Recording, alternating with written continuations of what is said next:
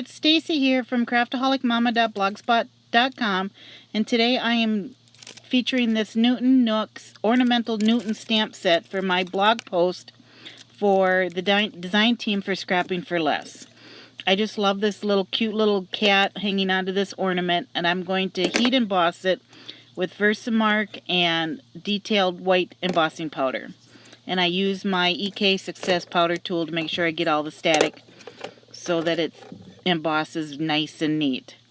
Now I'm going to use my Spectrum Noir glitter markers to color it in. I just love these markers. They are so sparkly and glittery, and I just love coloring with them. They can be a little juicy, but they're still very fun to color with. Here I'm showing you the colors that I'm going to be using. The silver, the holly leaf, it's called Hearthside for the red, and a little bit of the rose quartz that I'm going to use to color in the inside of the ears and the pads on the little kitty's paw. So right now I'm coloring in the kitty with the silver. It kind of has more of a tannish brown tint to it than a gray silver tint, so that's why I went ahead and used that to color in the kitty.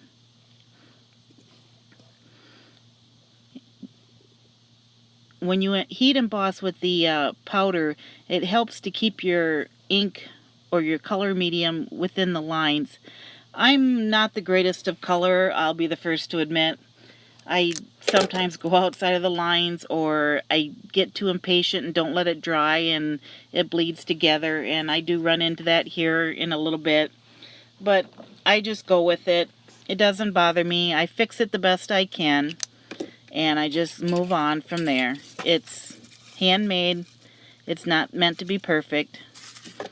So here I'm coloring in the paws, and you can see on that right paw that rose quartz really bled. So I just kind of sop it up a little bit with a paper towel and then go back in and fix it again. It's really easy to fix these. Even if it dries a little bit, you can re-wet it a little bit with the marker over again and then sop it back up. So it's fairly easy to fix and to work with.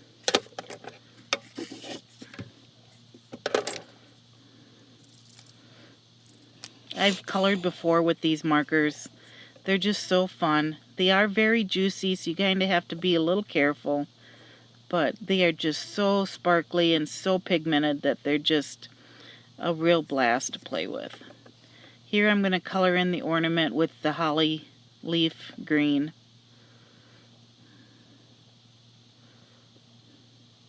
And the camera just doesn't show the sparkle very well. You have to see it in real life. It is very glimmery. Now I'm using the Hearthside to fill in the red.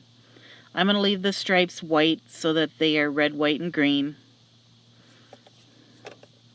And if you let the marker dry, you can then go back later and buff off some of the ink that's pooled up on top of your embossing. And that's my first mistake. I don't let it dry enough, and I try to buff it off, and I smear the green.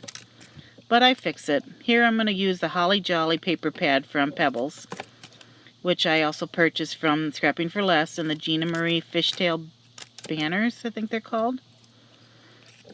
All of my supplies I purchased from Scrapbooking for Less, except for that EK Success Snowflake punch. It's an older punch, and I just used it from my stash.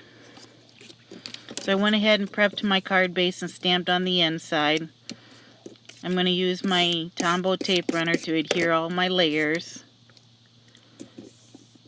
This is just an A2 size card, and I'm going to adhere my pattern papers now and figure out where I'm going to put my snowflake. I thought about popping it up, but then I decided to just go flat with it because I'm going to pop up my ornament. Now I'm showing you a handmade Flair button that I made. A few months ago I bought this button machine from a lady on the scrapyard. It's a supply selling group on Facebook, and I've been into making my own flares. So I took some of the paper from that pad and made some flares. I have a video showing how I do that. That I will link below in the blog post and below this video, and you can go check that out if you'd like to see how I made those. Here's where I accidentally smeared it when I tried to buff off the extra ink. But I just re-wet the colors and sopped it back up with the paper towel. Now I've decided I'm going to cut out the little loop in the hanger on the ornament so that I can thread some green ribbon through and hang it on my card. I will tape the ends of the ribbon behind the card so it looks like it's hanging. And this is just some green ribbon from my stash. I bought it from Hobby Lobby in their Halloween section. It's a spool that has 4 different colors on it, and it's just 1/8 inch thin satin ribbon. Just added some foam squares so I can pop it up. The ribbon gives me a hard time. It's not the most soft and flexible ribbon. It's pretty inexpensive ribbon, so it has a mind of its own. And you'll see how much so here coming up when I try to tie a bow with it. I really fight with it, but I got it done. Now I'm using some micropore tape just to tape the ends back.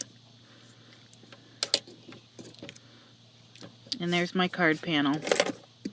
I'm going to go ahead and add some adhesive to the red panel and then stick on the pattern paper panel. Now I'm just going to tie my bow. I'm showing you the spool from Hobby Lobby. Now I'm going to attempt several attempts to tie a bow. It just did not want to cooperate, and I'm sure you've had that happen to you too. You just keep at it and you keep trying, and then you'll get it.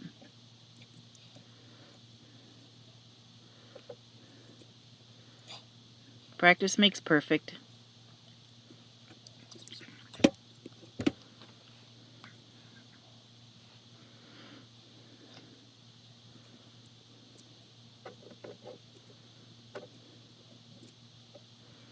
There we go. Now I got it. I'm going to trim off the ends so it's all nice and neat. And that's it for my card. I think it turned out really cute, and like I said, I wish the camera could pick up the sparkle a little bit better because it is very sparkly. Thanks for stopping by my channel and checking out my card, and here's the supplies that I used, and as always you can get them at scrappingforless.com. And I'll have the link to the video that I showed how to make the buttons below.